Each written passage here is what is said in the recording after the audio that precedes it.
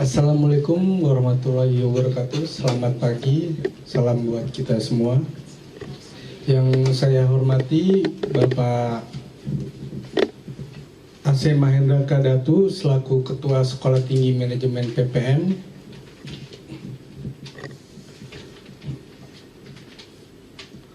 Dan salam sejahtera untuk kita semua. Untuk kegiatan di PIM ini adalah kegiatan yang kedua di bulan Februari. Yang pertama itu kemarin bulan Januari, Booktalk, dan yang ini sharing dengan topik How to Survive as an Indonesia in the American Workforce yang akan disampaikan oleh Bapak Dakota Pekerti. Sebelum memulai acara, perkenalkan saya Salim selaku MC hari ini. Seperti biasa, saya akan menyampaikan rangkaian acara pada hari ini. Yang pertama, pembukaan dari Manajer Pusat Informasi Manajemen. Yang kedua, sharing oleh Bapak Dakota Mahendra. Yang kedua sharing oleh Bapak Dakota Pekerti. Dan juga didampingi jadi host oleh Bapak Mahendra. Dan yang ketiga, sesi tanya jawab sekitar 3 pertanyaan.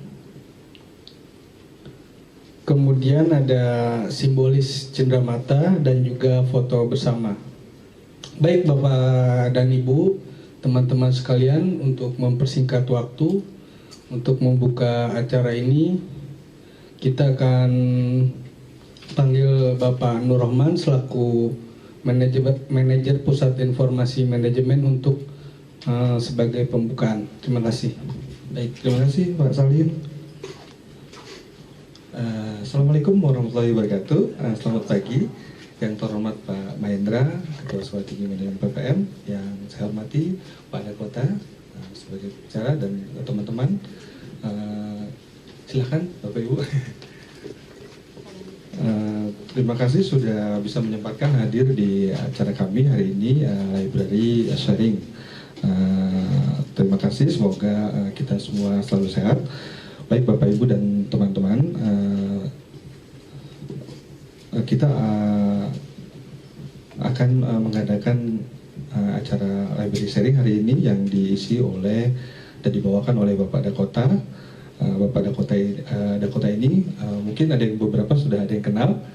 Nama belakangnya Bapak Dakota adalah Pekerti. Nah, jadi di sini mungkin Pak Dakota adalah cucu ya Pak dari Bapak Pekerti, yang beliau Bapak Anugerah Pekerti adalah direktur dulu sekitar tahun 1988 kalau nggak salah. Ya. Ya, setelah itu juga beliau pernah menjabat sebagai bagian daripada Badan Pengawas Yayasan PPM. Semoga beliau tetap selalu sehat ya Pak. Titip salam saya. Baik, Bapak Dakota akan memberikan atau sharing tentang pengalaman beliau selama di Amerika, dan mungkin juga memberikan tips-tips begitu ya Pak Dakota. Nanti akan lebih seru lagi kita dengarkan langsung melalui Pak Dakota. Dan acara ini sudah disampaikan bahwa ini adalah yang kedua setelah Booktalk. Nanti selanjutnya kita akan mengadakan Booktalk lanjutan ya Pak di akhir bulan ini, dan juga mungkin bocorannya nanti akan ada Bu Firda memberikan Booktalk. Lalu juga selanjutnya pemain, dan nanti selanjutnya juga akan kita sampaikan lagi. Sepertinya kalau saya sedikit informasikan kepada Bapak Ibu tentang koleksi, udah pada tahu ya. Mungkin hanya pelayanan kami itu untuk Bapak Ibu nanti dari teman-teman selain STM mungkin perlu terkait dengan pelayanan rujukan. Rujukan ini kita melakukan pencarian informasi terkait dengan manajemen bisnis. Jadi nanti teman-teman dari PPM selain STM bisa meminta bantuan kami di perpustakaan untuk mencari informasi terkait apapun itu masih dengan topik manajemen bisnis. Selanjutnya untuk langsung saja, baik Bapak Ibu sekalian, selamat mengikuti sharing hari ini. Semoga kegiatan ini bisa menambah wawasan dan ilmu bagi kita semua. Baik, terima kasih. Sekali lagi, wassalamualaikum warahmatullahi wabarakatuh. Baik, terima kasih Pak Nurrahman. Sebelum kita mulai sharing dari Bapak Dakota, saya akan membacakan CV singkat dari Bapak Dakota. Bapak Dakota lulusan dari Swarthmore College pada tahun 2016 dengan gelar BS di bidang teknik dan ilmu lingkungan, bidang keahlian logistik berkelanjutan, optimasi, dan energi terbarukan. Beliau juga pernah menjabat sebagai direktur di Lembaga Nirlaba Nasional Amerika Serikat mengenai layanan sipil Asia Amerika dan juga mendirikan startup yang berbasis energi surya komunitas dan menjalankan restoran pop-up.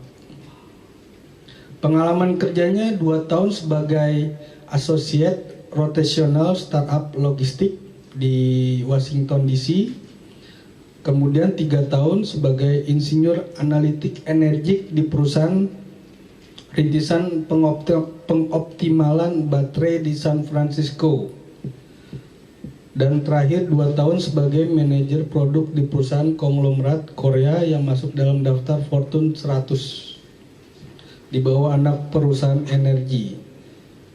Baik, untuk mempersingkat waktu, langsung kita mulai acara ini. Waktu dan tempat saya persilakan, silakan Pak. Terima kasih.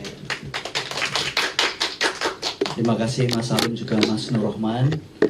Saya akan jadi host Anda hari ini. Perpustakaan kita ini kecil, tapi Humi dan Kosi ya. Akan kita bikin sibuk, setuju? Akan kita bikin sibuk, cuman saya nggak boleh makan di sini. Ya, suatu saat kita berdoa, semoga boleh makan di depannya persis ya. Oke, judul kali ini adalah How to Survive as an Indonesian in the American Workforce. Siapa yang sudah pernah transit di Amerika?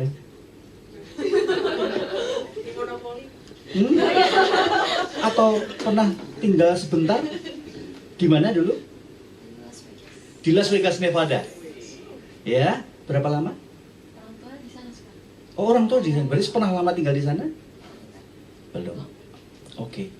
Teman-teman semua, hampir seluruh dunia itu selalu memimpikan Amerika. Saya akan menyadur.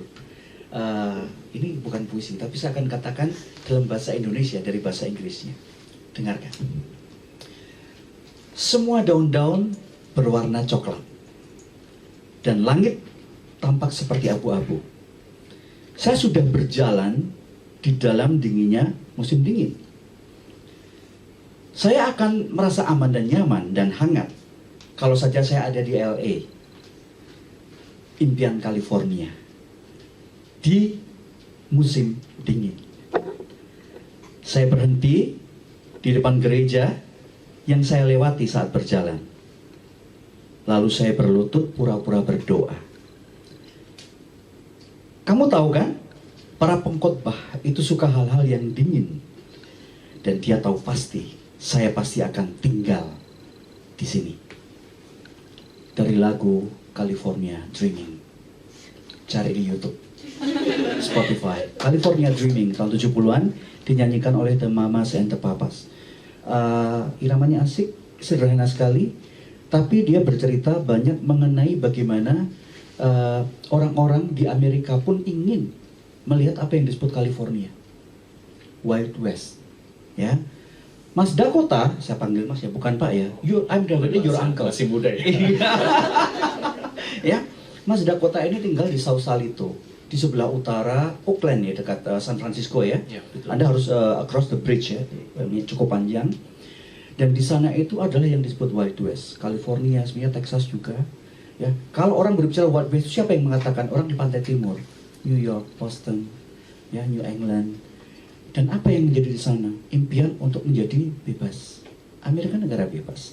Tapi kita hari ini bicara bagaimana orang-orang Indonesia bisa berada di sana, di dunia yang bebas dan survive. Ya, kalau Anda pergi ke Silicon Valley, tidak banyak, mungkin nggak ada 1000 orang Indonesia di sana. Tapi mereka mengatakan bahwa inilah impian kami di Silicon Valley. Hari ini Mas Dakota akan berbicara mengenai hal itu. Mas Dakota lahir di Amerika ya? Ya, betul, di Texas. Di Texas ya. Mas Dakota lahir di Texas dan sepanjang hidupnya mendedikasikan untuk sampai belajar di Amerika, tapi hatinya tetap di Indonesia. Kalau saya, hati saya, I left my heart in San Francisco, but he left his heart in Jakarta, is it? Betul, masih di sini ya. Masih di sini ya. Oke, saya akan berikan waktu kepada Mas Dakota untuk presentasi and enjoy, karena ini adalah doa. Anda akan ke Amerika, dan yang akan S2 akan S3 juga ke sana. Shall we? Oke, time is yours. Oke. Terima kasih semua, dan sekarang saya pakai apa, bahasa Inggris atau campur-campur sedikit ya? Boleh lah ya. Boleh ya, oke. Oh, bahasa Sunda. Yeah, so I will switch to English because we will make this very American today, but sometimes I will lapse into bahasa Indonesia karena sudah terbiasa untuk bahasa Indonesia di sini ya. Boleh lanjut slide-nya. Yeah, so first of all, just to introduce myself again, it's nice to meet you. My name is Dakota Pekerti, and I'm currently a U.S. Fulbright Research Fellow living in Indonesia. My base is in Jakarta, and I am researching the logistics and transportation system domestically in Indonesia. And so, as mentioned before, my background, I graduated from Swarthmore College, which is close to Philadelphia, in engineering and environmental science, and my areas of expertise are in sustainable logistics, optimization, and renewable energy. And I've also served as the director for a U.S. national nonprofit on Asian American civil service, founded a startup, and run my own pop-up restaurant out of San Francisco. And my work experience, as mentioned before, just to kind of qualify what kind of background and what kind of experience I'm sharing with you, is that I have worked for both small companies and very large companies. First as a rotational associate, which meant that I kind of cycled through different departments within the startup, studying and working in both finance, product management, consulting, and also product development. And then spent 3 years as an energy analytics engineer in San Francisco. And then my company was actually bought by the large Korean conglomerate Hanwha, and we became a subsidiary under them. So suddenly I had tens of thousands of coworkers, yeah. So sedikit aneh, yeah. Tiba-tiba, oh, okay, so everyone is my coworker now, yeah.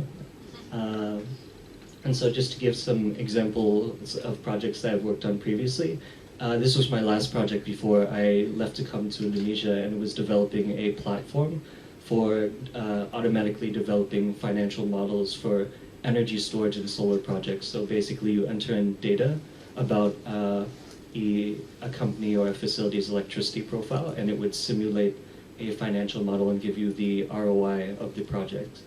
And so I developed this with my team, and then this was the other project that I worked on right before I left. It was developing, I know it's kind of hard to see, but this is also a control platform for energy optimization assets within New York City, actually. So we were controlling very large-scale batteries and using them to feed into the New York grid and to provide solar energy during the nighttime and stuff like that. So that's where I'm coming from. And first, now back to all of you, right? So you're all here because you're probably interested in working in the United States or interested in America for some reason, right? And why would you even want to work in the US? It's, you know, mungkin semua sudah dengar, oh, okay, sekarang Amerika sedikit gila, yeah, or it's a little bit crazy over there right now, right? So why would you want to go there? And you know, maybe it's because the wages are very high, which is very true. The working conditions are usually good.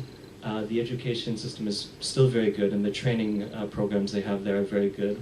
And you know, honestly, the U.S. is still a very beautiful and exciting place to be, right? It could be any of these reasons or more. And this is very true, right? Like I am here now, but I have been lucky enough to experience, you know, both a very, very full and meaningful work life and personal life in the US and meet tons of very, very interesting people. And so I feel very lucky to be here sharing my experience about that with you. But first of all, we have to note that America is a very different place than Indonesia kan. Karena di Amerika, it's interesting, yeah. Like right now, there are probably things you've heard about America that you know through watching YouTube, social media, or just like hearing about news from America. But there's a big difference, I think, between the America that is portrayed in the media and the America that you would work in if you were to go there for a job. And so what I'm going to talk about today are what I view as an Indonesian American who has worked in the private sector and the governmental sector, nonprofit sector for many years, what I see as the three biggest challenges for Indonesians who want to go to America, right? And they're kind of grouped into these three categories, and we'll dive into each one of them, kind of explain some things that maybe you don't hear from the media or the articles, and then I'm also going to give you some tips on how to navigate those challenges as an Indonesian.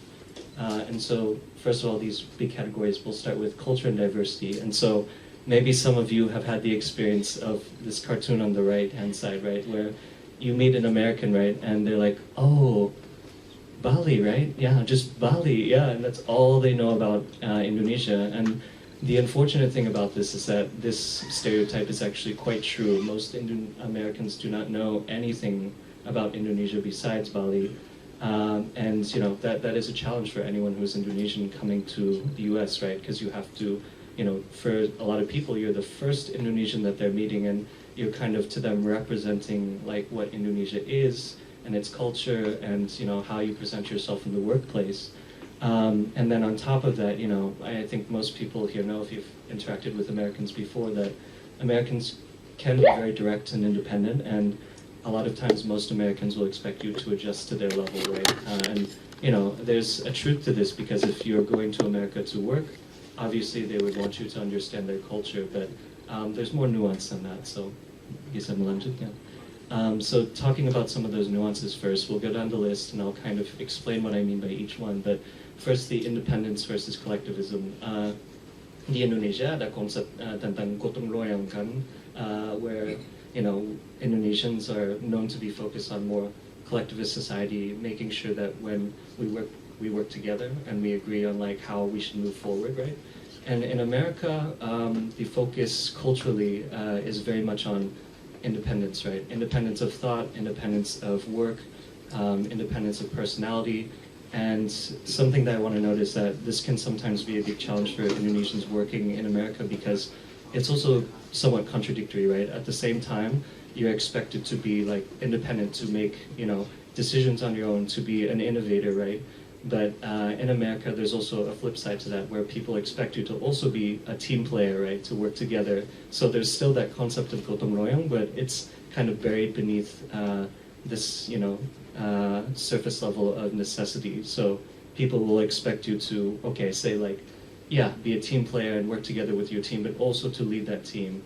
And I think that that is very heavily ingrained in American society because of how it was founded, but then just how the history is told there, right? It's not so much a history of people always working together, but of, you know, powerful leaders, and people are taught to be like the next Steve Jobs all the time. And that can be a challenge, right? And kind of jumping off that point, if you've heard of the term American exceptionalism, or, you know, sometimes if you watch YouTube videos, you see very, very passionate Americans being like, yeah, America, America, you know, that is, that's also a very real thing in America. There is this conception, like the reason that Americans expect you to adjust to them is because they're, maybe I should say, we grew up with this idea that America is the best, right? America is number one. It has, you know, the best education system. It has the highest wages, you know, et cetera, 999. And also that, you know, there are many other countries that are dependent on America. And while not all of these things are false, I think that it is an issue because it forces this kind of mindset where Americans have trouble, I think, sometimes envisioning a paradigm besides their own, and it can also influence the work culture very heavily. So that's something to be aware of. And I think I'll skip to the fourth point down, which is it also kind of leads to the sentiment of, you know, immigrants are taking our jobs. You know, I think this sentiment mainly comes from Mexican immigrants in the U.S. who are working very, very hard, like farm jobs and labor jobs, but many Americans do also apply this sentiment across the board. So if you're an immigrant coming in for another country, they're like, you know, there's, even if it's not in your face sometimes people will be like, you know, that job could have been mine. You know, if it's like a nice high-paying job, like why couldn't an American have done it, right? And I think that this sentiment also makes it very tricky to navigate work culture because sometimes it closes doors for you, right? Like it will make it such that people, will view you as an Indonesian person as someone who is maybe not deserving of a certain position or a certain type of reward. And that leads to backtracking to this concept of the bamboo ceiling. And just quick check, sudah pernah tahu tentang konsep ini ya? Or has anyone heard of the bamboo ceiling concept before? Okay, this ties in with the other point of you're just Asian, because jumping off of that point first, I think that, Indonesia, starting with Indonesia, right? Indonesia is a very rich country. It has mungkin ratusan suku-suku and different ethnicities and all sorts of different diversity, right? And America is the same. It has many different people from many different countries who have immigrated and made it a very unique and very diverse country, right? But the unfortunate thing about this is because orang Asia di sana are in the minority, right? And so what happens is because there's so few Indonesian people there's so few, people from Laos or Thailand, they kind of group everyone together in one category and call them Asian, or sometimes, Mexican or Indian. I've had friends who are, orang Indonesia, but they're sedikit gelap, and they've been labeled as Indian or Mexican, yeah. And so this also constitutes something that's very difficult to navigate because not only does it kind of take away from your identity, but it means that when it comes to statistics or programs that might be designed to help you, it's like all under the category of orang Asia, yeah. So, Koreans, Japanese, Thailand, people from Thailand, Indonesians, they're all grouped together under this one category. And even the governments, when they publish statistics or programs to support people in America, they just put Asians under the whole, the same umbrella, right? And so that can be a problem because, you have to distinguish yourself, right? You have to distinguish yourself as an Indonesian and as a person, which we'll talk about in a bit.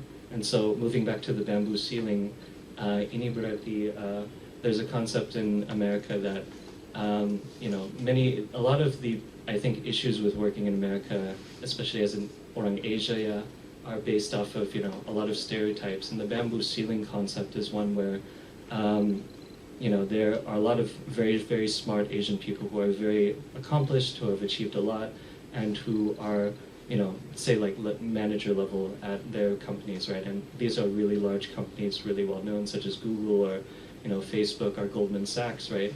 But a lot of anthropologists in America have noticed that there's also this trend, which they've nicknamed the bamboo ceiling, where people or immigrants from Asia have trouble getting into C-suite positions or going from middle management up into a high level.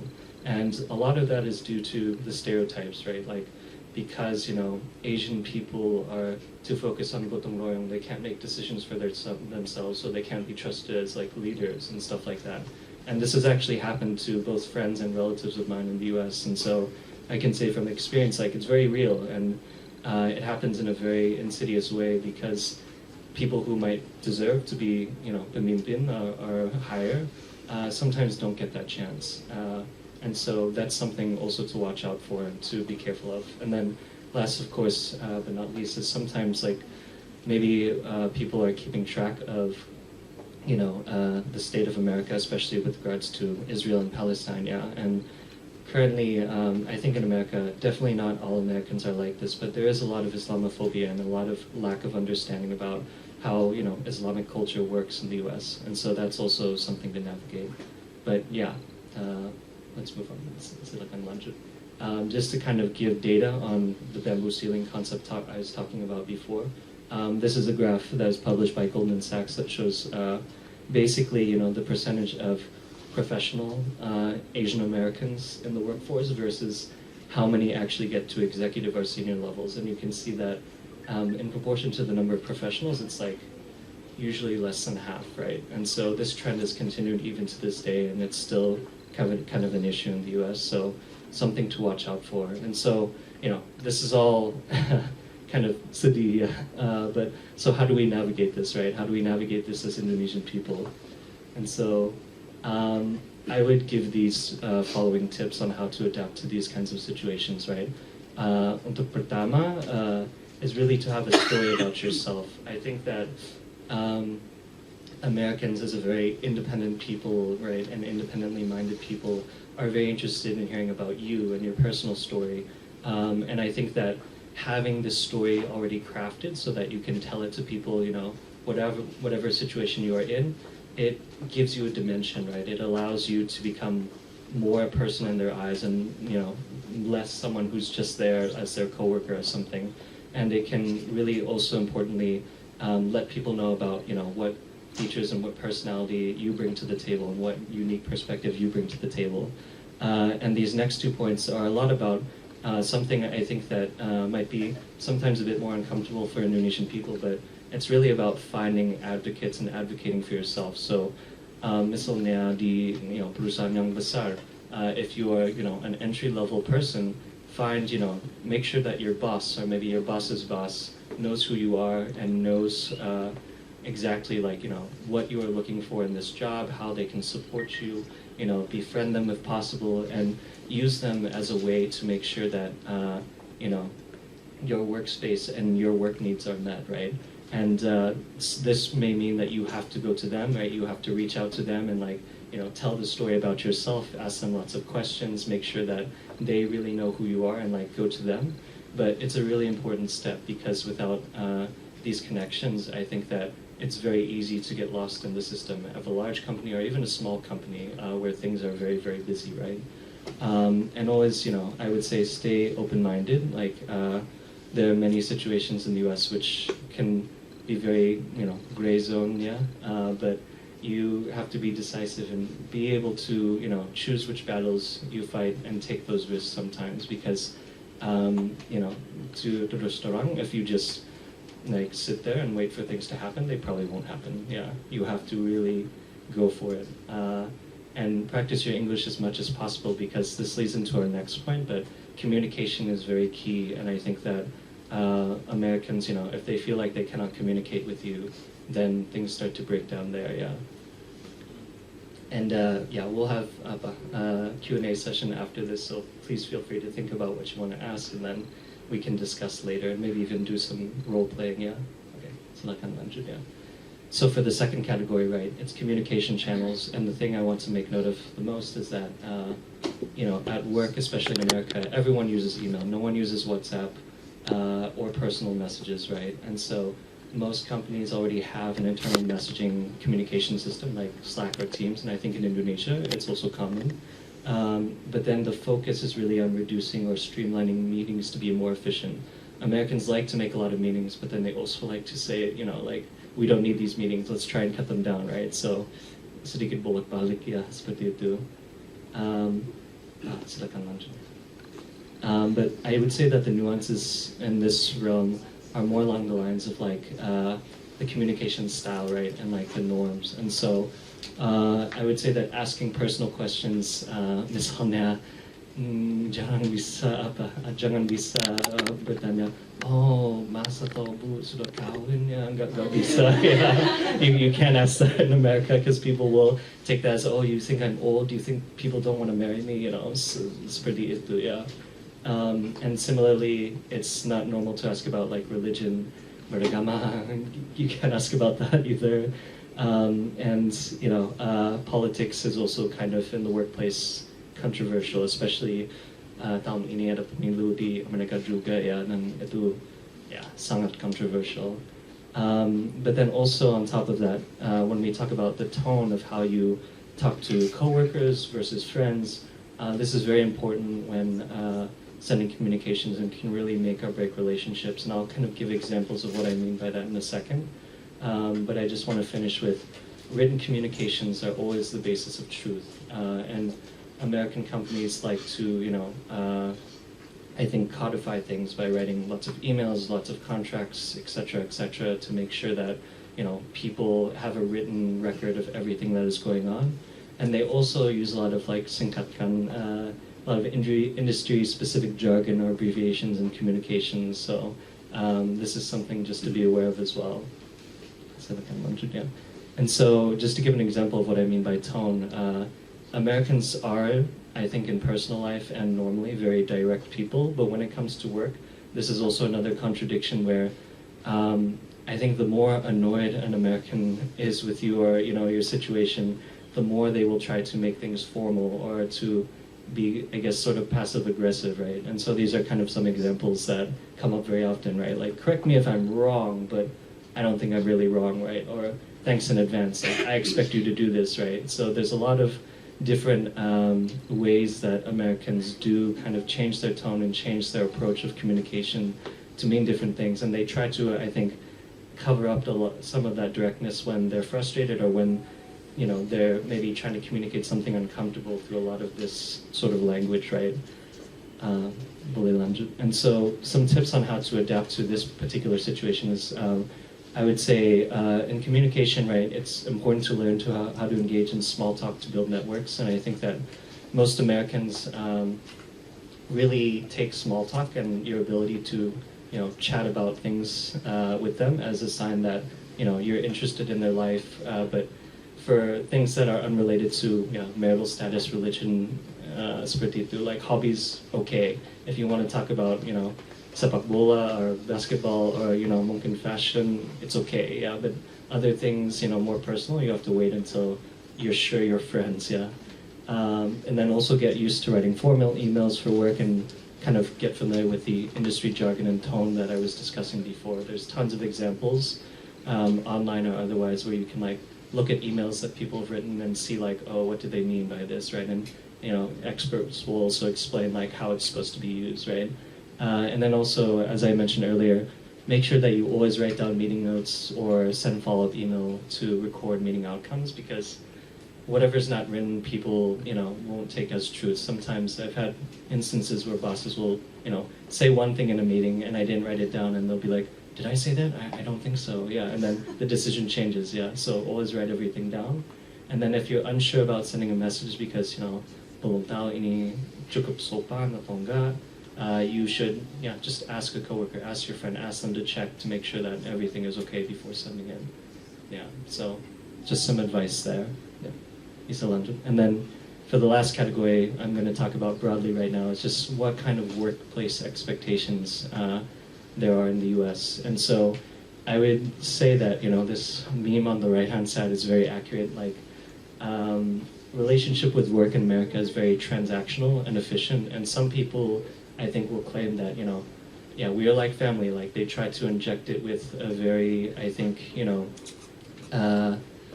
intimate sort of vibe, but I think in reality what happens is that a lot of American companies, they really care about the profit, the bottom line, they care about being efficient, and if you can do all those things and the company is working well, then of course they will be friendly, and they're like, we're a family, I would never fire you, something like that, right? But some other things to note is that in America, karet waktu does not apply, so you always have to be punctual, be on time for everything, and self-manage your own work-life balance. So the company has resources like HR department and other things to help you with your work-life balance, but it doesn't usually work out that way. So just be aware of yourself and what you need versus your own personal work pace. And then the CEO and president sets the tone for the whole company's work culture. And what I mean by this, bisa melanjut, is that based on whoever is in charge, they will really dictate the structure of the organization, but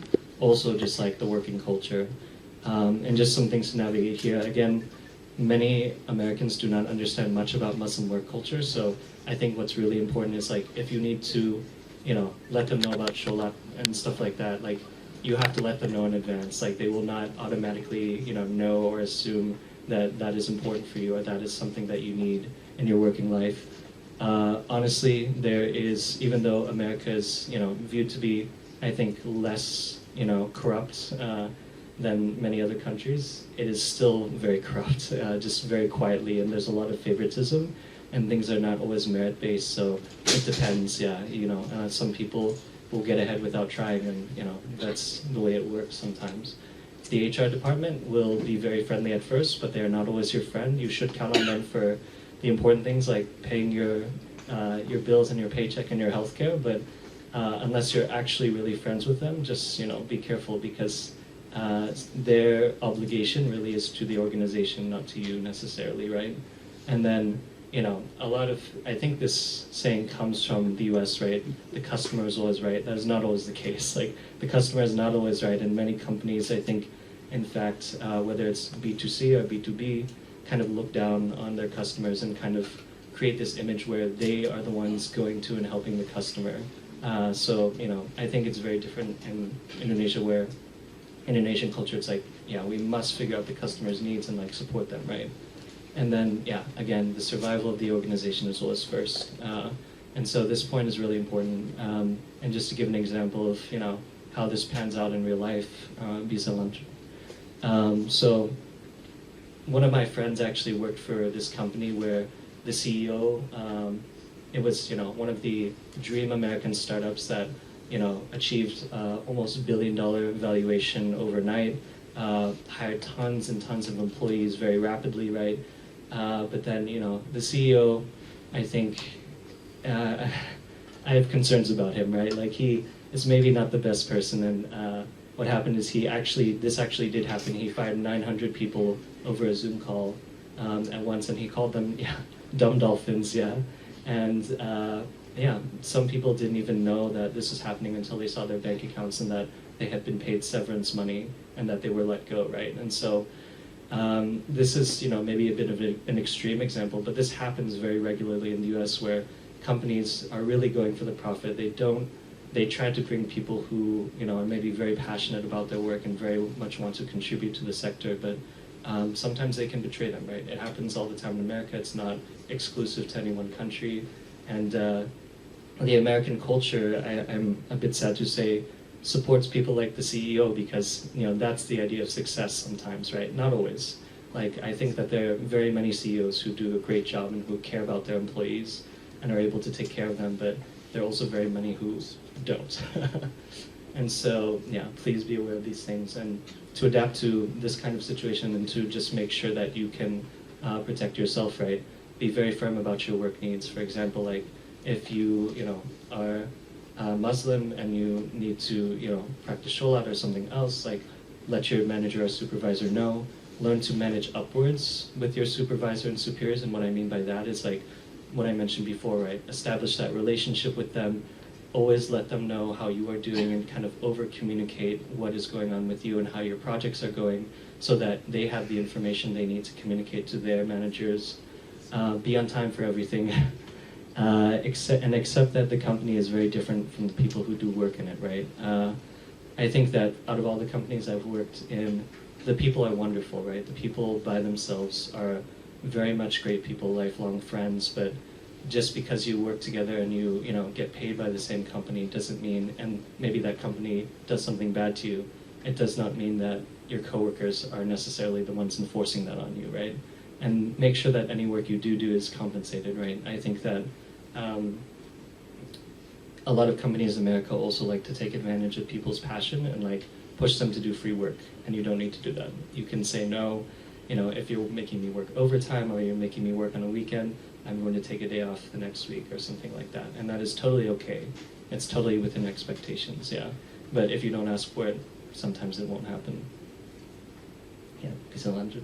And so that's it for the presentation, but right now I also, I'm just one perspective, right? And what I really want to do is, I have a little surprise. I invited a friend who's actually living in New York City, who is both my friend from college and a former coworker, to come join us and tell us about his experience. So I'm going to call him on Zoom for a second,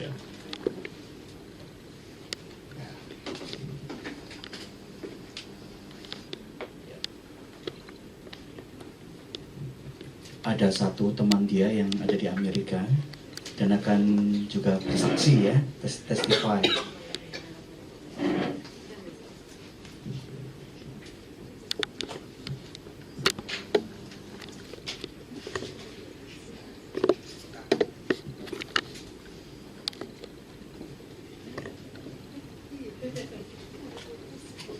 Dari mana? New York ya? Yeah, dari New York. Oh, 12 hours behind us. Yeah, so Masih malam. yeah. Maybe sleeping already, no? No, he's masih apa? Hidup ya. Masih hidup. Masih bernafas ya? Yeah. Okay. Yeah, and just to give I think a bit of introduction before he arrives. This friend, we've known each other for 15 years now, and he's started out first as my friend in university, but he's worked in a number of different companies before joining the company I was working at previously. And he was also working for the company that fired the 900 employees. So he has a very, very unique perspective on how the working life is like in America. He did not get fired. He left voluntarily, but it's very interesting, yeah. And, you know, I think the way we're going to do this next session is he's going to introduce himself, tell us a bit about his experience, and if you'd like to ask him questions before he goes to sleep, boleh.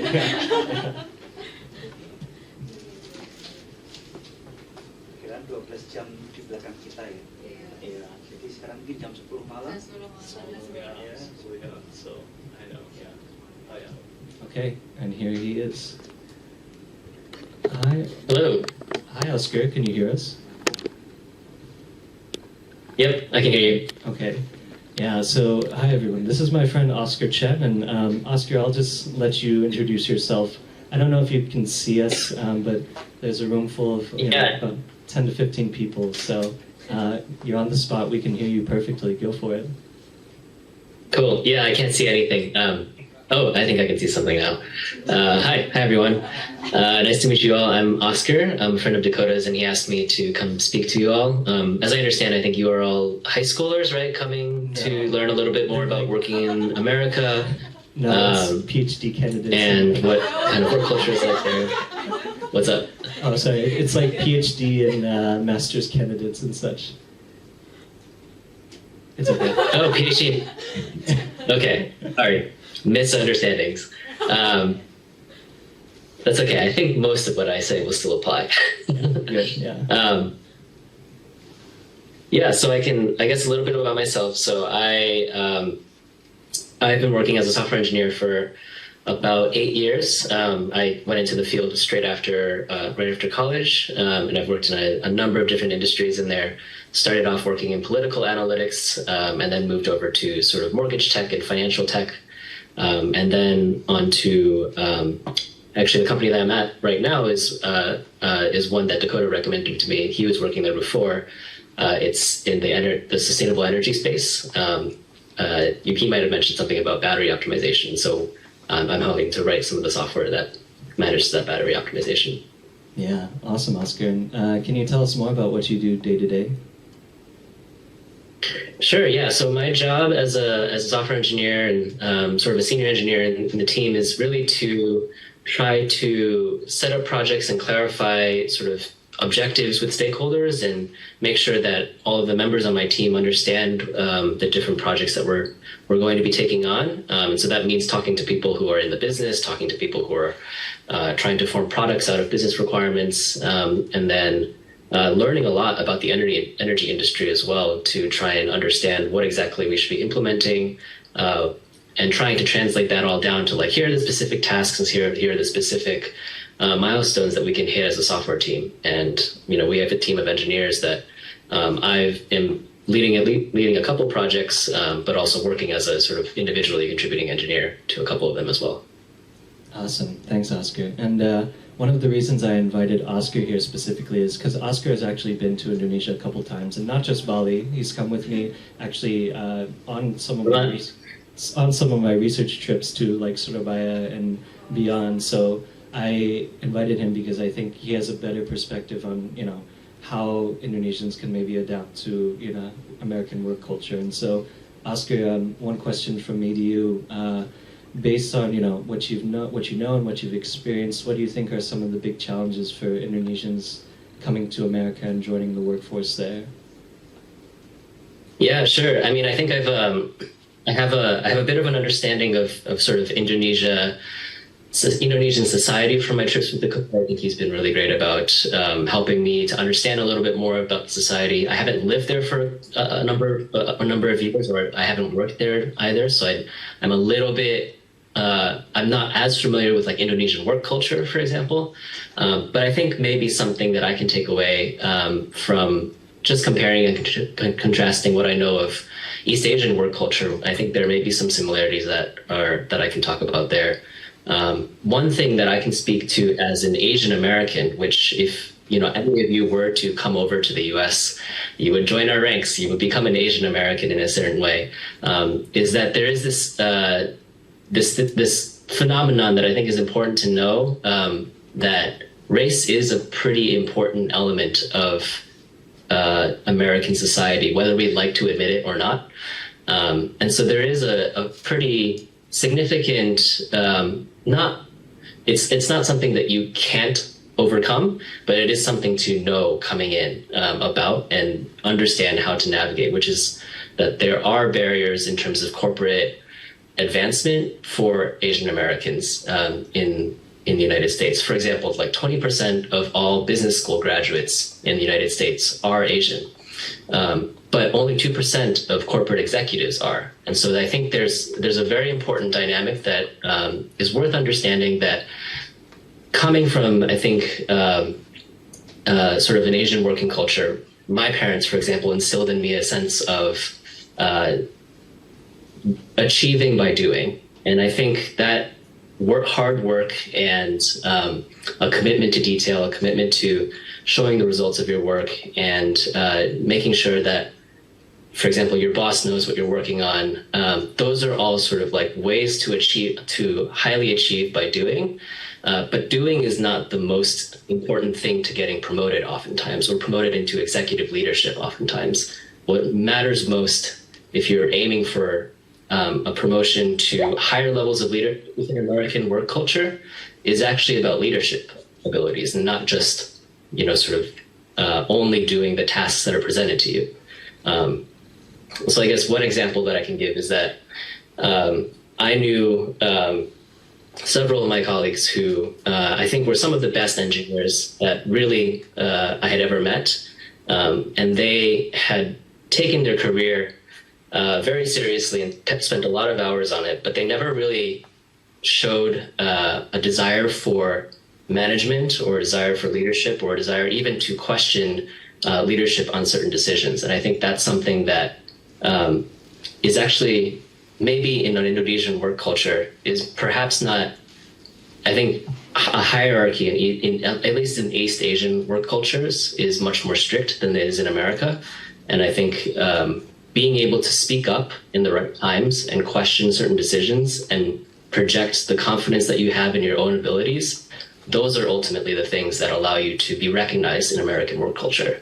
And so I think it's very important to keep that in mind. Yeah. So that's one example. Yeah, that's great, Oscar. And I think just kind of adding on to that, can you maybe give an example of, maybe difficulties that you had as, an Asian American person in the workforce dealing with, these sort of forces? Or, I actually gave the example of better.com already in my presentation, and I don't know if you want to talk about that at all, but feel free to. Yeah. So better.com was a company that I had worked for before. I suppose one thing that is quite clear from my experience at Better is that if your job is solely as a person who does things, and a person who just implements things, or is a cog in the machine, so to speak, you're effectively much more replaceable than I think someone who has developed relationships, right, within an organization, developed sort of leadership capacities. And I think from understanding how, from what I understand of how people were selected to be laid off at better.com, a lot of it was around what kind of talent, or what types of people are replaceable. And I think as sometimes is sort of one of the implicit biases or discriminatory biases that happens in America is that Asian Americans are often seen, even if it's not their personality, even if it's not evident in the work that they do, they are often seen as just doers and not leaders.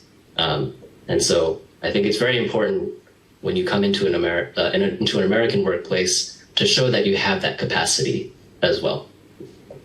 Yeah, great answer, Oscar. And I think just one more question from me. There's been a lot of, I think, more sad and tense, I think, things described here. But can you tell us about a project, or from your current job or your previous job, that you really, really enjoyed doing, and why and what it was like? Yeah, sure. I can talk about one of the first projects I did in my career. Within the first 2 or 3 years of my career was I was working at a political analytics firm, and it was we were developing several technologies that were being used by campaigns that were running in national elections. And to me, this is something very important because I'm very interested in sort of the direction of policy that the United States is going to go in, partly to deal with some of these issues that we've been talking about. There was one election in particular in 2018 in a state called Alabama, where there was a candidate who was running against a long-serving U.S. senator, very well known, and also very notorious because he had several sexual assault accusations leveled against him, and he refused to step down.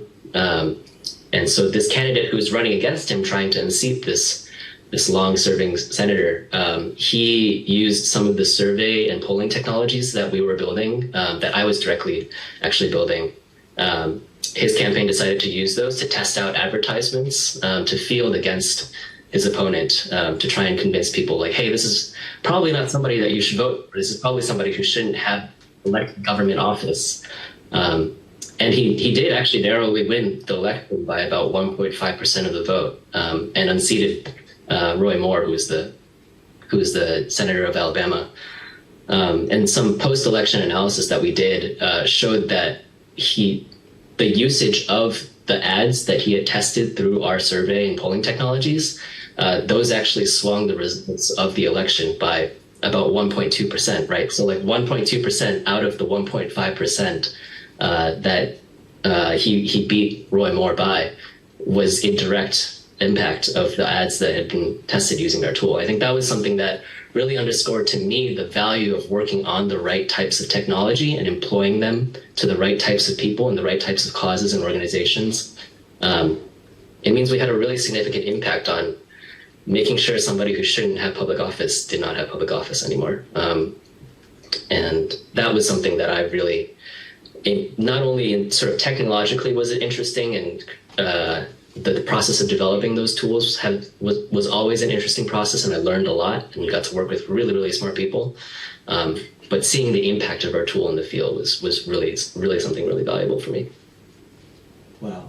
Yeah, great example, Oscar. Thank you so much for that. And yeah, I think now I'm going to open it up to the floor, because I've been talking a lot to the audience right now, but I'd like the audience to talk with you and then with me later, and Mahe as well. But yeah, so I'm going to open it up for Q&A, because Oscar has to go to sleep soon, but if you have any questions for him, please let us know. Okay, I can say. Okay. Yeah, and you can see why I chose him. Yeah, pintar banget. Yeah, so any questions for my friend Oscar while we have him? I'll start. Actually, there's a question, yeah. Oscar, were you born in the US, or you just migrated to the US years ago? I guess I'm technically an immigrant. I was born in Canada. Oh, okay. Same actually, yeah? Similar. Okay. Pretty similar. Yeah. Because in Indonesia, when people really went to the US, they started not with employment things. They started with studying. And then during the study, try to find out opportunities. Then they decided to stay in the US to find a job. Yeah. Most people, they have the luxury of having the opportunity to experience the cultural shocks while studying. So when they jump into the employment things, You're right, that is a luxury. It's already done. The issue is already gone. Yeah, but then we now have some Indonesians won the lottery of the green cards and jump quick into the employment status. So how do you really give the exact or accurate advices to those people that never had any opportunities or chance to really experience living even beyond Indonesian borders? Yeah, no, this is a great question, I think. I mean, when I think about the prospect of leaving my home country and moving to another country, it is a terrifying thought. If I were to land in, I don't know, for example, Germany or something, right, with nobody, I would also be really questioning how could I feel secure. What do I need to do to make sure that I feel like I belong, that I can advance, that I can do all the things that I want to do? So I guess one thing that I'll say is that college, and while you're studying in college, that is a great place to figure out those culture shocks. I agree. And I think part of the reason why is because you have a close network close by that you can plug yourself into. Now, there's ways I think you can find similar environments coming into a professional culture or a professional environment straight away with a green card. One thing that I think is really important for those types of scenarios is to find like a professional network. There's definitely ways that you can do research, especially in major metropolitan areas, to find professional networks that you can go to events and start to try and meet people and use as a sort of staging ground or a first base, right? To try and understand, okay, what types of people, what types of industries are in the area that I'm in? What kinds of people are here? Maybe this is a professional network that's geared towards like a particular identity. Maybe it's like an Asian American professional network. Maybe there's even an Indonesian professional network in the city that you're in. I think I live in New York City, and I think I'm almost positive you can find something like that here. That may not be the case for all cities, but there's always, I think, opportunities for you to network with people who are either similar or different to you, and a lot of that can be found through some advanced research into the types of networks that are available. But you're right, school is a pretty unique kind of network to be able to immediately tap into, because you're probably living in close proximity with those people and passing them in the hallways. So it's hard to find similar situations to that, but I think you finding professional networks and also finding networks within whatever organization you're coming to work in, those are really important sort of jumping off points. Okay, thank you very much. So I give the opportunity for the audience. Maybe for the benefit of Oscar, can we move the angles of the camera to the audience first? And you see, some of them are preparing to study abroad. And one of them is already sure will be studying in the US. So we expect that we can contact you somehow. Yeah. Please, if you want to have question to Oscar, go ahead.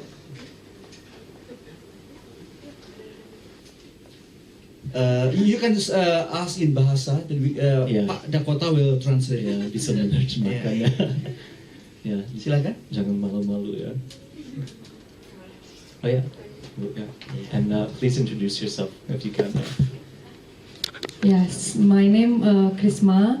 I'm quality assurance at PPM School of Management. My question is, Oscar said that as Asian America, we can speak up about our capability to share about my level up in job. The question is, if we jika kita menemuin ketidakadilan, and we find injustices, apakah kita juga harus speak up? Apakah kita do we have to speak up? Ya, atau malah itu membuat kita semakin tertekan, atau malah kita bisa dilihat, dipandang sebagai orang Asia Amerika. In one circumstances, as Asian Americans, when you feel like you're being being treated unjustly, then do we have to speak it up to make the issues gone, or what do you see the possibility that we even get a worse situations because of that? Yeah, thanks for the question. It's a good one.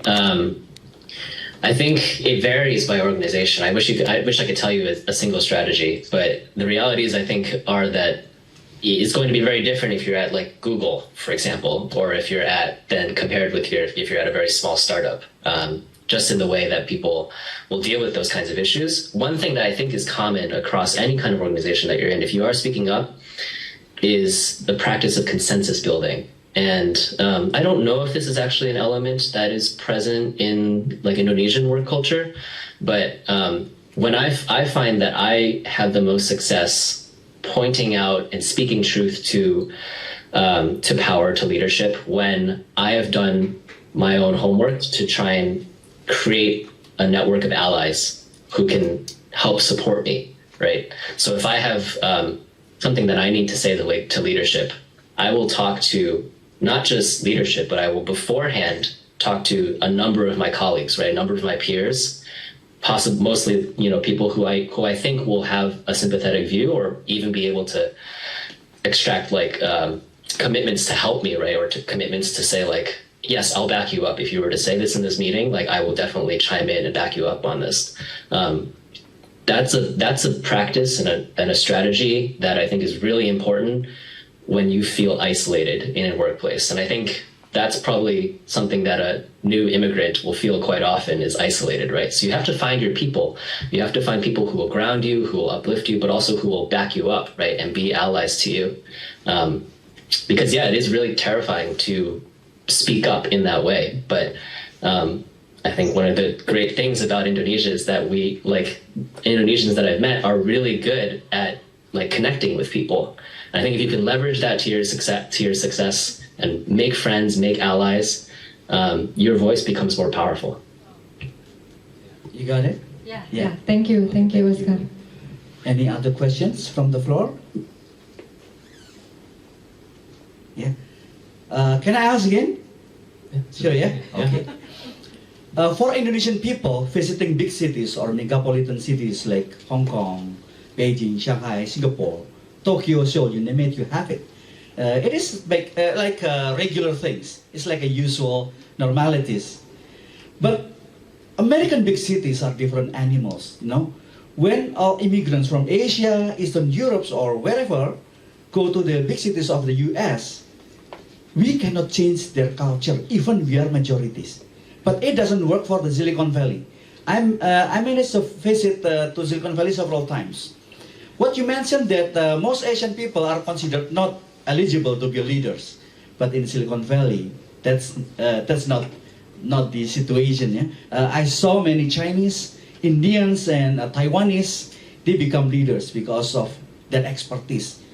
And I can assure that the numbers of the immigrants in Silicon Valleys, especially in the not only in but also in Bay Area, are so large from the Asia and Eastern Europe. But we cannot change the local cultures. Can you explain about that? Can you explain why, as now is getting growing populations of the immigrants, we cannot do something about that to change the local cultures into more global? What do you say? So let me try to summarize so that I understand the question a little bit. It seems that even though there may be a disparity in leadership amongst most major metropolitan areas in the United States, Silicon Valley seems like an exception to the rule, right? Where there's many Indian Americans, Chinese Americans in leadership positions in Silicon Valley companies. I think that's definitely true. It's actually something that is very unique to the Silicon Valley tech culture, for better or for worse, I think. There's definitely some good things about that. There's definitely some bad things about that. For example, there are very, very few women in leadership in Silicon Valley, even fewer than there are in other industries in the United States. So definitely possibly easier for certain types of Asian Americans to succeed in terms of corporate leadership in that sort of industry. But it's not to say that it's always easier. It's a more equitable, necessarily, workplace environment. I think your second question then is, how can we change the local society to be more accepting or more open to the idea of Asian Americans in leadership? And I think that's a great question. There's an entire movement, right? A political movement, a social movement, an economic movement, I think, of empowering Asian Americans to take on more and more of these spaces. It's through culture, it's through politics, it's through in sort of collective economic growth and capital growth. I think the answer to that is very, very complicated. I don't know if I can really give you a satisfying answer, but the more Indonesian Americans that Americans see in leadership positions, I can't help but think that that's going to help change the culture around that. Yeah, it makes sense. Because it's always wondering me that how can a city like London, Paris, becoming more global rather than locally cultured? Instead of the cities in the US like New York, you still have New York local cultures so strong that all immigrants become New Yorkers. Like all immigrants become Americans. It doesn't matter Right. the numbers of their populations. Okay, thank you very much. Any other questions? Yes. Pakai bahasa Indonesia. Oh ya boleh boleh.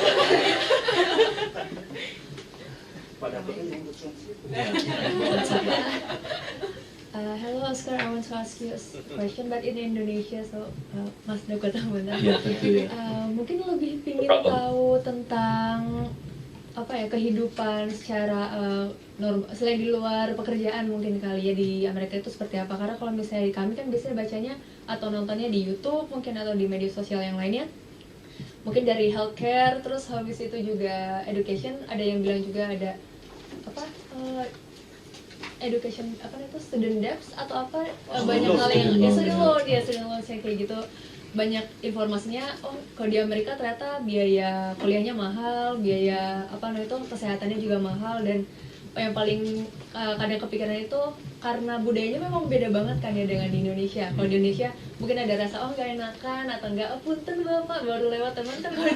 Kalau di Amerika tadi ada banyak juga tulisannya mungkin lebih straightforward. Nah itu mungkin bisa sedikit diceritakan lebih lanjut itu gambarannya sebenarnya kalau bukan dari medsos aslinya kayak gimana sih kalau di Amerika? Okay, yeah. Terima kasih. So, Oscar, the question here is basically like, siapa namanya lagi ya? Indira. Indira is noting that most of American media is for most Indonesians filtered through the lens of YouTube or social media, and what they see is like very high like student debt and like costs of education, very high costs for like healthcare, and like this very like sort of straightforward attitude that is very hard to navigate in a very different culture than their own. But I think the question, if I'm getting this correctly, is like where does all of this come from, right? Like where do these what is the root of all of these different stories and stuff that are being told through the social media and stuff, and this portrayal and image of America that is very different from the reality. Itu benar. Okay. Wow, untungnya bisa menerjemahkan. That's a deep question. I guess I think America is very hard to understand in totality because it's such a huge country, and even though it's not a very old country, actually, like we're only like 270 years old, there are many different cultural movements and waves that have happened over the years. And anything that you see, for example, like when you talk about healthcare debt, right, or educational debt, there's it's almost like too vast of an assemblage to really explain in like a single sentence. But I guess I would say that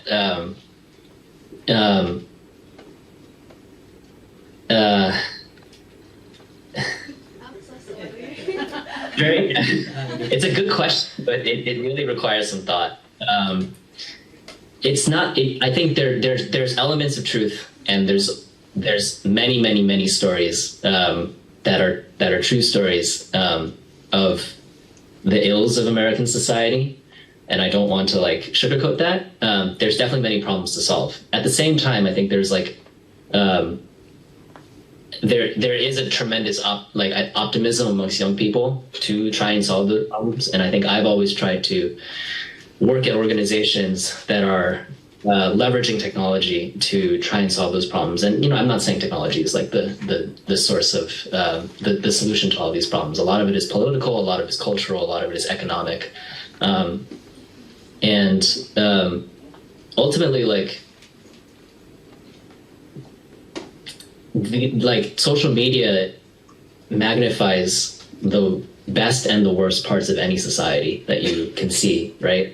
The truth is somewhere in the middle. And I think the more people that if you're ever sort of in doubt of like whether this picture that you see on social media is true, I think the best thing to do is actually go visit and talk to people, right? Talk to people in like a face-to-face way, and you get to hear their stories.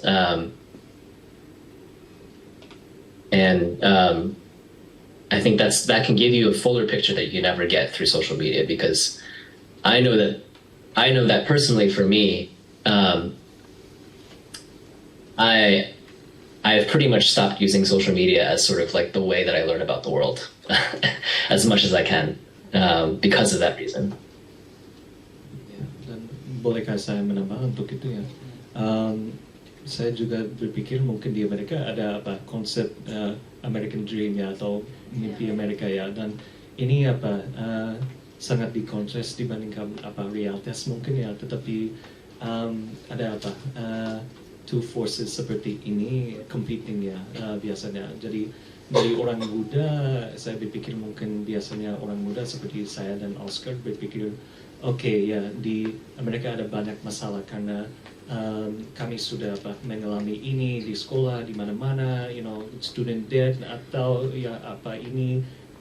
But I think that for the older generation ya, tetapi generasi yang mungkin lebih tua, mereka sudah ada perang dunia kedua ya, atau seperti itu, dan mereka bilang oh ya sudah ya we're done ya, tetapi American Dream achieved ya. Jadi juga ada apa mungkin perbedaan seperti ini di Amerika juga ya. And untuk imigrasi yang baru itu mereka masih beri untuk American Dream itu ya, itu masih ya mau coba atau masih apa mewujudkan itu ya. So I think that that is also something that plays into how it is portrayed through social media mungkin, dan social media itu bidang dari orang muda biasanya ya, jadi itu citra atau perspektif cara pandang dari orang muda biasanya. So ya itu mungkin sedikit apa menjelaskan juga ya. And so yeah, sorry Oscar, I was just explaining that there's also concept of the American dream. It differs from our generation and the older generation because a lot of the older generation already feels like they've done their work, whereas the younger generation is still experiencing the many issues that we've already discussed, and that also contributes a lot to how the image is perceived. Yeah, my parents are first generation immigrants, and so they were able to live a very different kind of American dream than I think most people, because of the time that they arrived. Yeah, thank you. Yes, I guess to relate with the last questions, I think there's always, I don't know, it's not really confusion, but rather what we saw on TV, on CNN, Fox News, USA Today, or even the telenovela or soap opera, whatever it is, are we seeing the truth of America, or the truth, the whole truth, or nothing but the truth about the US? Because we are still learning a lot, especially those who have never been there. Yeah, so I guess that's quite normal that the questions, is America a dream? Is being there is like the expectations. Yeah, that's what we really. I used to live in the US, by the way, and I've seen that what we saw on TV today actually doesn't really reflect or portray the reality of the American society even in urbans or in remote areas in US states. So thank you very much, Oscar. Yeah. By the way, you're second generations of the immigrants. From which country, if I may ask? My parents immigrated from Beijing. From Beijing, so you still speak Chinese? From China, yeah. You still speak Chinese? I do, yeah. Yeah, just like Dakota still speak Bahasa, yeah? Yeah, he's better at Bahasa than I am at Chinese, I think. Okay, yeah. Okay, any other questions, guys? Oh, sudah. Okay. Thank you very much, Pak Dakota. You want to conclude remarks? Yeah. And so, Oscar, I just want to say thank you so much for joining us and everyone here. I know it's very late over there. I'll buy you, a slice of pizza or something when I get back. But yeah, thank you so much. Your answers were great, and I think we all really appreciate your perspective here. So, thank you. Thank you, Oscar. Okay, wave to Oscar. Camera angle. Wave to. Thank you very much. Thank you. Good night, ya. Bye, all. Ya, and untuk sekarang Masih ada Pak Bahaya. Oh boleh, mau conclude berapa lama? Oh iya. Sampai jam berapa kita? Oh, Oh sudah jam 11. masih ada banyak waktu. Oh iya iya. Ya, Boleh tadi. tanya lagi. Iya, boleh tanya ya Iya, pada silakan. saya. Ya. Mungkin Q&A untuk saya juga. Ya. Ya, jadi kalau di Indonesia itu kan masih mempertimbangkan seperti sikap gitu ya, sikap individual. Jadi kalau mendaftar kerja tuh terkadang dilihat juga belum tentu pintar, tapi attitude gitu, sikapnya bagus. Jadi bisa saja ya bisa saja dia pengetahuannya itu cocok dengan perusahaan, tapi ternyata sikap atau attitude-nya itu nggak cocok, jadi dia nggak diterima gitu di perusahaan itu.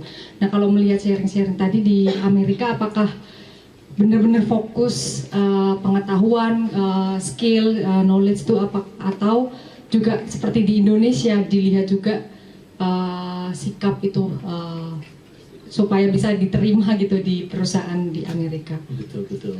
Ini yang pertanyaan yang sangat baik karena saya berpikir mungkin itu sama dengan Indonesia, mungkin attitude dulu karena saya berpikir di Amerika pengetahuan itu sangat penting ya, tetapi biasanya perusahaan Amerika tahu keterampilan lewat CV atau mungkin lewat interview juga ya, tetapi saya berpikir most American companies, they want the knowledge. Yeah, they really that is very important for them because if they feel like you cannot operate within di dalam perusahaan, nggak bisa terima ya. Tetapi attitude juga sangat penting ya. If you cannot show apapun bisa kerjasama dengan budaya kerja kami, mungkin nggak bisa diterima juga ya, karena kadang-kadang saya ada pengalaman dengan sudah diwawancarai dari perusahaan-perusahaan seperti ini, tapi mereka bilang wow kamu sangat pintar, tetapi ya mungkin fit itu atau fit budaya itu tidak cocok karena kami sedikit berbeda ya, dan maksud mereka karena di sini semua orang suka challenging semua all the time ya, dan kalau kamu mau kerjasama semua atau itu mungkin it's not the right fit ya. So it can be like that sometimes, but itu tergantung perusahaan juga. Jadi itu juga lebih penting mungkin bisa berkontak atau berbicara dengan pegawai dari perusahaan itu lebih baik karena bisa tahu ini budaya perusahaan ini dan ini itu susah untuk saya atau enggak, karena saya juga berpikir tidak harus ganti personalities semua ya. You can be yourself ya, but you should find the right company for you as well. So itu dua-dua penting ya. Oke, terima kasih. Ya. Terima kasih. Ada lagi? Yes. Kenapa? Ini yang berikutnya apply visa ke Amerika. Inshallah. My name is Ida. I'm graduate from this school also. What I want to ask is first one. Sorry for my broken English and also Jaksel English. The first one is what is the most important things that HR in the US, seeing us as an Indonesian want to apply to work in US, what is the value that they're seen from us? Guess before you state that they seen us as doers more than leaders. So what make they interested on make us their employee? And the second one is about personal branding maybe. Because in Indonesia, I think nowadays LinkedIn is very important. We show off our achievement, our experience in LinkedIn, so that most HR in Indonesia see our LinkedIn as one of the most important thing before they recruit us. Is it also applied in US? That's it, my question. Thank you. Iya, boleh. Atau Pak Mahe mau menambah? Boleh. Oke, saya dulu ya. Ya, oke. Bisa bahasa Inggris itu sesuai atau mau bahasa Indonesia? Oke. Bahasa Jawa. Monggo ya. Oke. But yeah, I think that untuk pertanyaan pertama itu menarik karena saya berpikiran dari cara pandang perusahaan Amerika itu lebih penting pengalaman dan cara pandang Anda karena saya berpikir mungkin di Amerika juga ada gerakan sekarang untuk mungkin lebih naik diversitas di perusahaan kami karena ya itu lebih penting untuk ada Keberagaman ya. ya dan ada cara pandang yang luas itu lebih penting karena tim saya akan menjadi lebih fleksibel atau resilient ya. So itu alasan saya sudah tersebut. Okay, it's very important you make a story about yourself, right? Karena itu bisa menjelaskan, oh ini pengalaman saya, ini cara pandang saya, karena ini sangat berbeda dari cara pandang perspective, your perspective, yeah. So if you are able to display this and also display the skills, that is very interesting for a lot of companies because they think, oh, maybe there's some things that Ibu sudah tahu dan I haven't even thought of as an American because I only focus on metode Elon Musk ya atau seperti itu ya. So I think that is the main draw because I think that most companies at this point understand orang Indonesia juga very skilled dan sangat pintar ya. Tapi that from the personal branding it's the story that matters ya and your experience in Indonesia or other countries ya. Dan untuk question yang pertama. Ya, LinkedIn itu sangat penting di Amerika juga ya. I think most of the time recruiters atau mungkin orang yang lain, they will check your LinkedIn first before anything ya. And sedikit nasihat untuk membuat profile LinkedIn untuk mau terhadap perusahaan Amerika, less is more. Dan maksudnya saya itu you just need to make it very clear what you have done and what is relevant to the positions you're applying for because most American recruiters if they see sudah melakukan ini dan ini dan ini dan okay pusing ya nggak apa-apa ya mungkin maybe they're lying ya so mungkin less is more mungkin lebih penting okay ya saya ada pengalaman ini ya kuat ya dan okay ya ini ya good candidate ya calon yang bagus ya seperti itu ya. Ada yang lainnya? Oh ya silakan. Terakhir ya, waktunya udah habis. Oke. Hello, Mr. Dakota. I'm Hendy. As you see, I'm not young anymore. I know your grandfather, Mr. Pekerti, and respect him. I think he put the strong foundation for this organization, PPM. Thank you and send my regards to your grandfather. My question is. Besides all the opportunities or the attractiveness or the sweetness of being worked in the US, also there's challenges. There's also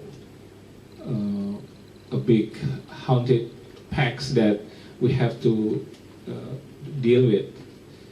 There's as you mentioned earlier, that there's China ceiling or bamboo ceiling you see, and they see it as just a nation, not more than that. So I think the big question is still US attractive or is still interesting for represent my other young and restless and stubborn here to work or to study in the US? Is it still attractive or is there still a lot of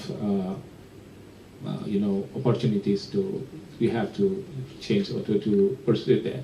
Thank you. Ya, terima kasih banyak Pak. Dan saya tentu I will kirim regards kepada kakek saya. So I think ini pertanyaan yang menarik karena saya berpikir mungkin kebanyakan presentasi saya itu ini tantangan di AS untuk orang Indonesia ya kan. And I think that it's very true. There's a lot of things that are very difficult, very hard in America that make it hard for maybe Indonesian people to find work there or to work there. But I think that itu tergantung orang ya.